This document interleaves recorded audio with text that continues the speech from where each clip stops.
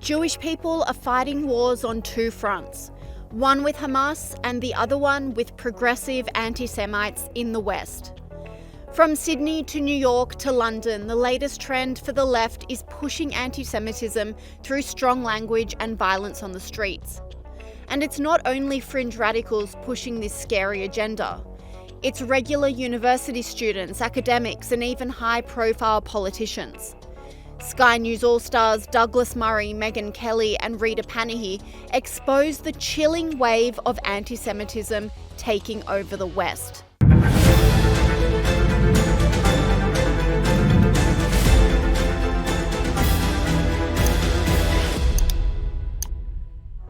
Ever since the end of World War II, anti-Semitism has been a dirty word. The horrific actions by Hitler have been well documented in the annals of history in a bid to never let that kind of genocide happen again. But since the attack by Hamas on Israel on October 7th, we've witnessed a resurgence of anti-Semitism across younger generations in the West. Sky News All-Star Shari Markson slammed pro-Palestine protesters across the globe for celebrating anti-Semitism. It's been 2 weeks since the terror attacks in Israel horrified and shocked us in their depravity.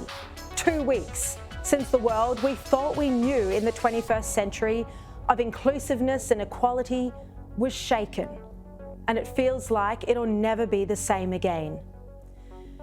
There are the immediate tragic victims of the terror attacks and the horrors inflicted, and their families are in deep mourning, and we join them in their sorrow. But now the entire Jewish community around the world are freshly vulnerable, because those barbarians who took the lives of Jewish civilians in the most unthinkable and inhumane manner are now being celebrated in Western communities globally. Over the weekend, in every corner of the globe, tens of thousands of people joined pro-Palestinian protests. Al-Qaeda flags reportedly seen on the streets during London's protests. And then these were the scenes in Sweden. From Sydney to Melbourne to London to Auckland to Berlin, the size of the crowds were massive.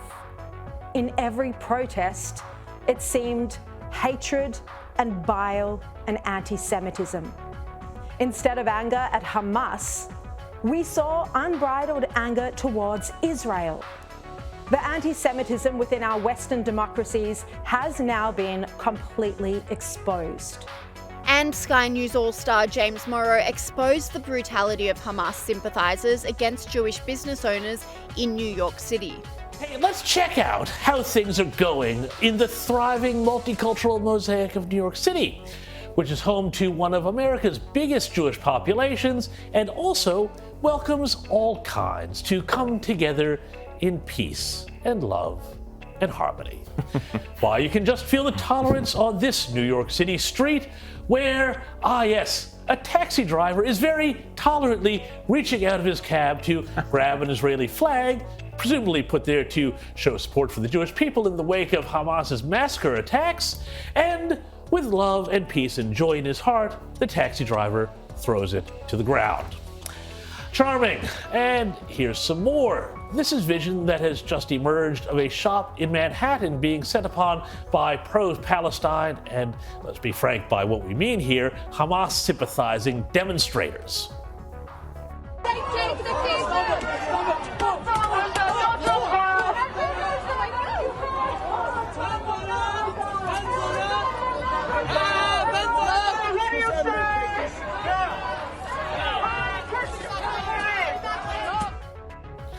Attacking Jewish shops. I don't know, where have I seen that before? I don't know, but I don't like it. But I did especially like the guy who there wrapped their whole heads up in those keffiyeh scarves in imitation of Palestinian terrorists. In the wake of the attacks and subsequent protests, there has been a distinct lack of condemnation of Hamas, says Sky News All-Star Douglas Murray. We have lots of good Muslims for sure, but they need to start speaking up now and speaking up in defense of civilian populations being massacred by Hamas. It's Hamas that broke the ceasefire. Elite universities seem to be at the centre of this new wave of anti-Semitism. However, Douglas Murray explains it could backfire on them.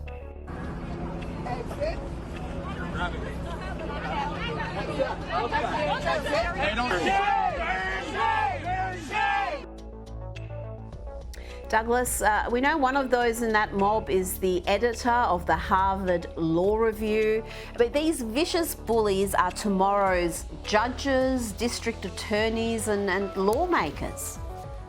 Well, we must hope not. And a number of law firms in the United States this week actually wrote to Ivy League colleges saying, we're going to be keeping a very close eye on this and have no intention of recruiting people who, apologize for terror or support terror.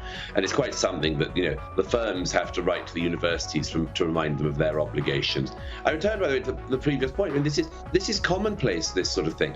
Almost every campus in America, the major ones certainly, are filled with instances like this of Jewish students being harassed, chased down, bullied, intimidated, mocked for the murder of their co-religionists. If this happened to anyone else, we wouldn't tolerate it. If this was a black student after a murder of black Americans somewhere who was being chased on campus by, I don't know, the same people who killed other people, we would not miss a second in condemning this. We would not miss a second in condemning this. And yet, this has become normal on US campuses and across much of the so-called civilized world. It amazes me, Rita, that only the Jews, when the Jews are massacred, are then taunted, are then told that they have to be mindful of those who would kill them. We have to respect the feelings of those who would kill them and who called for their death. And then just lone Jews in places like this are able to be bullied and taunted and shame cried at them. No, the shame is on Hamas for breaking what ceasefire existed. Shame is on Hamas for beheading small children.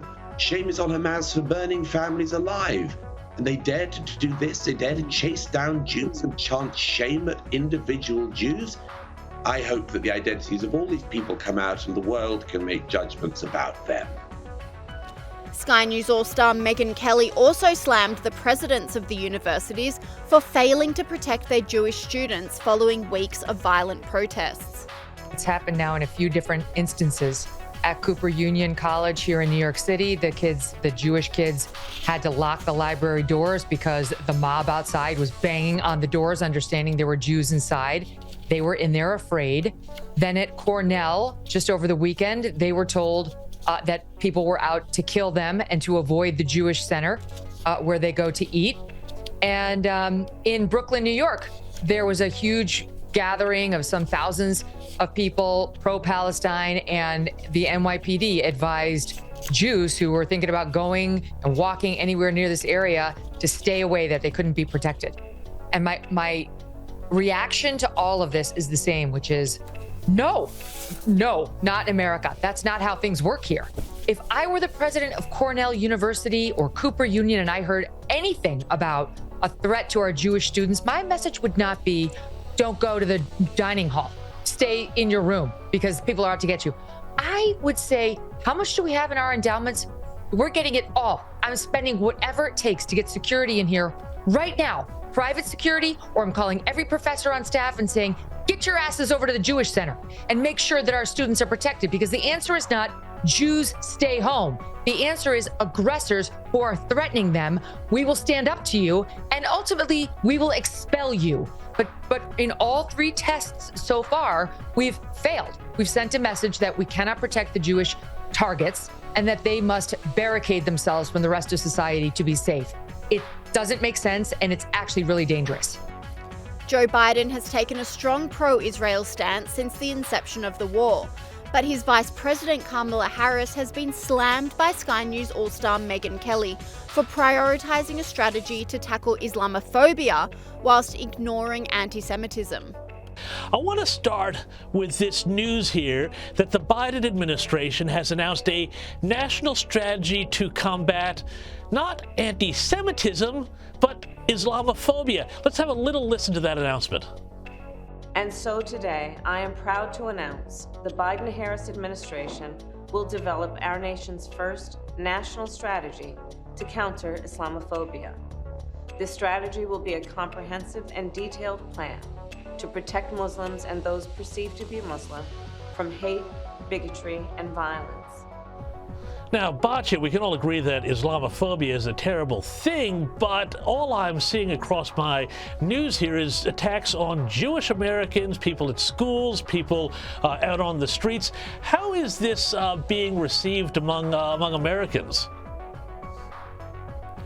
I think a lot of people chuckled at this because it seemed to be addressing the exact wrong problem. Of course, I totally agree with you. Hating Muslims, Islamophobia is horrible. The problem is I'm not sure that it really exists in the numbers that such attention would suggest. There was a horrific story of a young Muslim boy who was killed by a crazy person for all intents and purposes who was reading the news, but that was the only episode that I have seen. What we're seeing a lot of is anti-Semitic vandalism, anti-Semitic chanting, anti-Semitic attacks against American Jewish students on college campuses, and so a lot of people chuckled at this. Well, where's our thing? I do have to say, I don't know that many Jews are going to hold this against the Biden administration. A lot of people feel that Biden has shown a lot of support for Israel. President Obama recently released a statement that was so horrific. Barack Obama has also attracted criticism from Sky News All-Stars for saying we're all to blame for the war. Hyperbole, extreme exaggeration. Well, Obama, who we know is the real president of the US, what's he been up to, Rita? Well, yes, this is the man who was behind the Iranian deal, the man who enriched and emboldened the Iranian regime that funds Hamas. He's got some thoughts about what's happening in Israel and Gaza, and he thinks we're all complicit to some degree. What Hamas did was horrific, and there's no justification for it. And what is also true is that the occupation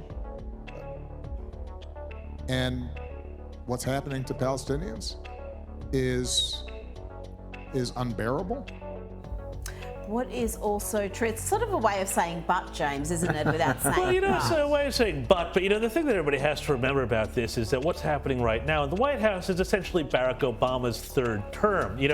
So much of the foreign policy establishment are all the people who work for Barack Obama. They helped do the Iran deal. They did the Arab Spring. You remember what a fantastic disaster that was. Barack Obama has said that he would love to just sit behind the scenes and get the briefings and tell people what to do and say. It's clear that Barack Obama is partially responsible for what's going on here now. Even if he's not directly controlling Joe Biden, his people are in there. This is the Obama style of governance we're seeing, and this moral relativism. We're all a bit guilty. Everyone's no, that's wrong. Complicit. Hamas is the bad guys, Barack Obama. I hate to tell you, as are your buddies in Iran. Absolutely. And although some parts of the media are dictated by left-wing ideology, Sky News host Jack Houghton has applauded the New York Post's response to the attack on Israel, which called out disturbed radicals who tried to erase the existence of Israeli hostages after tearing down posters of civilians kidnapped by Hamas. Please stop ripping up posters down. These are innocent civilians in Israel. You, Israel. What? These are our members. We have family. You. Talk that way, my sister. You. And Israel. Don't down these posters. In that propaganda. Well, there are similar videos surfacing in Western countries all over the world. So how has the media reacted? Not a shred of decency. The New York Post splashed the faces of these women on the front of the paper yesterday, and the Twitter post alone has already been viewed more than 13.1 million times. It was a brilliant front page which cast a spotlight directly on the extraordinary cultural issues we face in Western countries. It was a paper saying, no, that is a line we do not cross in this city. And predictably, when many anti-Israeli activists looked at that front page, it didn't trigger any contrition. It didn't cause them to pause and think perhaps we shouldn't attempt to erase the existence of hostages from the public. Now, here's a few of the top they have to know how repugnant a decision it was to remove the posters. Well done to the Post for drawing a hard line in the sand. And perhaps next time an activist wants to rip down a poster hung by a grieving family member, they will remember the shame of these two women. Perhaps they will remember that outside of their niche social circles, mainstream people find this behaviour reprehensible.